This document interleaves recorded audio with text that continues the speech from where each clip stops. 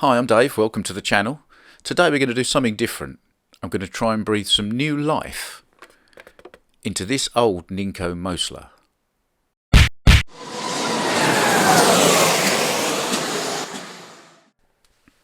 So here we have somewhat of a vintage slot car these days, because it's a Ninco slot car and they don't make them anymore. The Mosler in Golf livery. Now, according to somebody on eBay, they're selling the only one in the UK. Obviously, apart from this one. So if you've bought the only one in the UK off eBay recently, sorry, it's not true. So here it is. It's a lovely looking car, and it is big. I mean, it's very wide, it's very long. Well, the Mosler is a very wide, very long car. Underneath, back in the kind of dim and distant past of how slot cars were, it's a very basic chassis.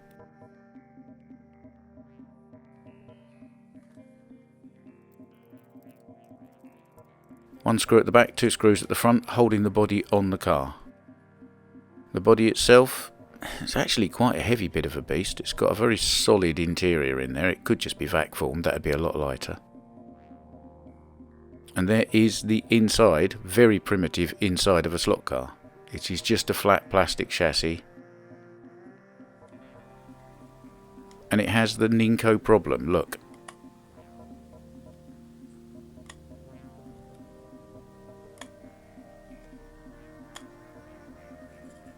This is a common issue on old Nincos. The plastic pinion gear cracks and splits open, and then the teeth don't mesh properly with the crown gear. So I looked on the internet how to fix this, because obviously you can't get Ninco gears anymore, and conventional wisdom is you put the 12-tooth slotted pinion on it. Well, I just put a slotted 8-tooth pinion on my Mk1 Escort Revoslot and took the Revoslot 12-tooth pinion off it. So in theory, you could use a Revoslot 12-tooth pinion as well instead of a slotted one if you've got one, which I have. And we're going to use the pinion tool and the 12-tooth Revoslot pinion.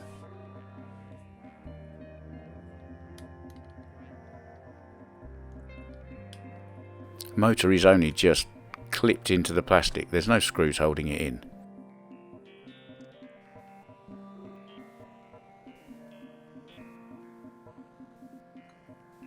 So that's got that off and out of the way. That is of no use to anyone.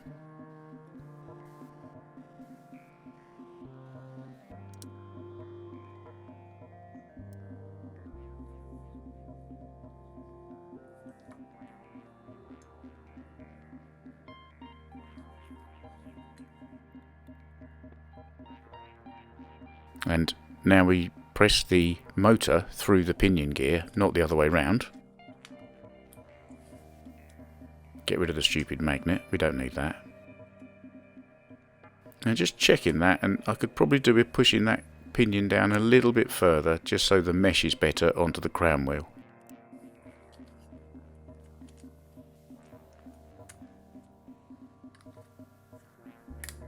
That looks more like it. That's actually quite a good mesh as it goes. I was a bit worried about brass against plastic, but I think it's going to be okay. Now, of course, it's no good to me unless it's got a digital chip in it, so I shall put an FTS 2022 chip in it in under 60 seconds. Ready?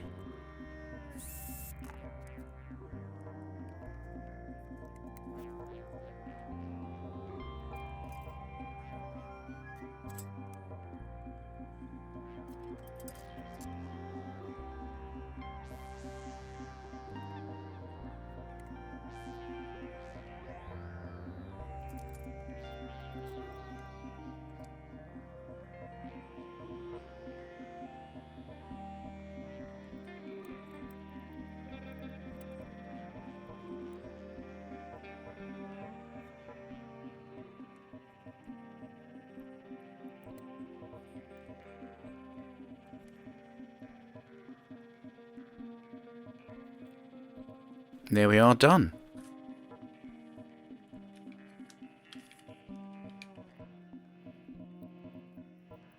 Now, I did say this car was big, so let's look at some big Carrera cars. The Red Pig is a really long Carrera car.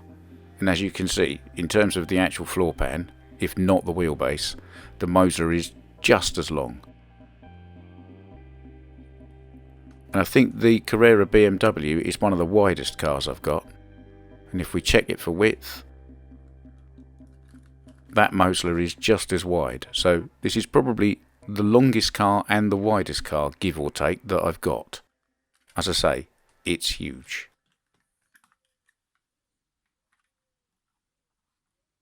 So let's put it on the track with hard tyres. They must be years old. Let's see what it'll do.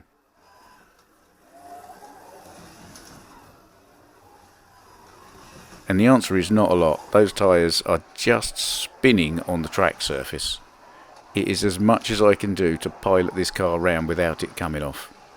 And if I nail it at all, just spins up, doesn't really go anywhere.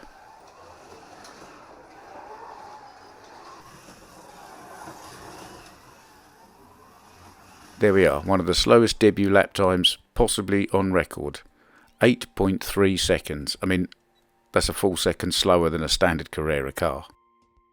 So I'm going to do a fair bit of tyre sanding, nothing else, and we'll try again.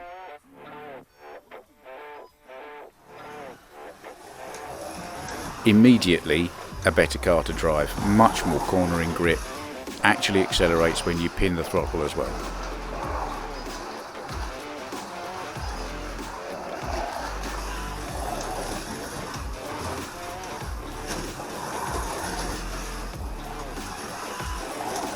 You can really start to hear the tyres dig into the track on the corners as well.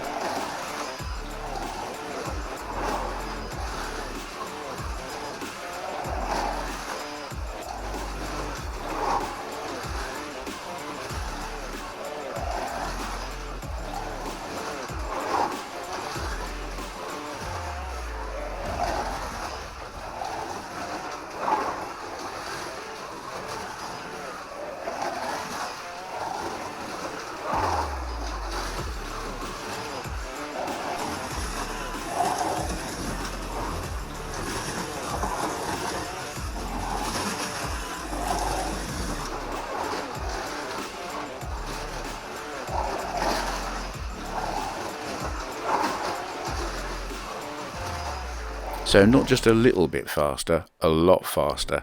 Under 6 seconds, 5.956. And then subsequently I managed to get it down to a 5.879, which puts it next to the SRC Capri and just ahead of the sideways cars.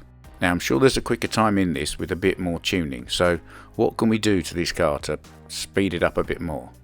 Well, I think we can probably get a bit of body flow if we shaved the sides off the chassis just inside that body shell there and loosened the screws off. The front axle's pretty good. I can't say we can do a lot. There's a little bit of lateral slop there as well.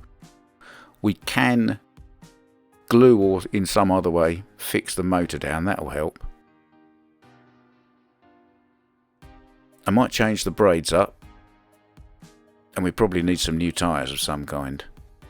So in a future video we'll tune it up a bit more and see how it goes then.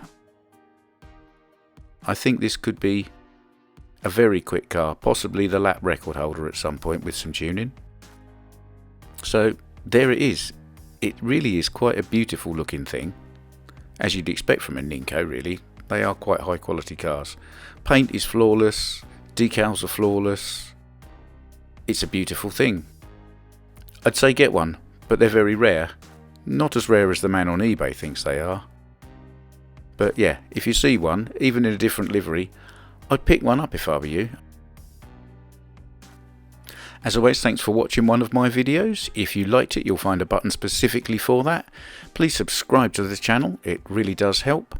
And if you hit the bell, you'll get notifications the next time I post a video. And of course, check out this slot car channel.